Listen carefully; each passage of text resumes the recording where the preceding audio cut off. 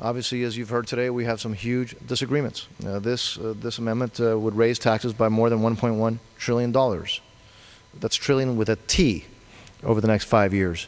It's $427 billion above and beyond the already $683 billion in tax increases in the underlying Democratic budget that, frankly, was pretty much just rejected in a very strong vote in the Senate, 99-1.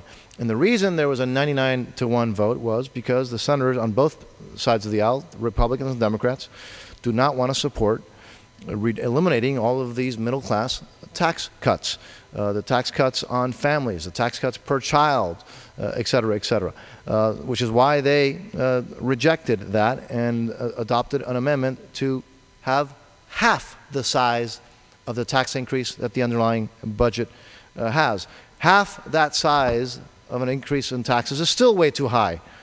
However, the underlying budget that the House is looking at, again, would raise taxes on the American people by $683 billion over the next 5 years. And this amendment goes even further than that by increasing taxes $1.1 trillion over the next 5 years. So for those reasons and many others, Mr. Chairman, I respectfully would ask to vote against this amendment.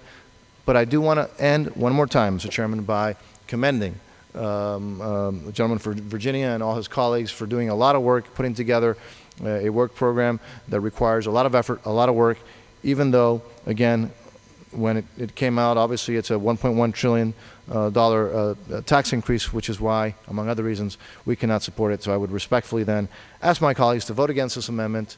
And with that, Mr. Chairman, I yield back.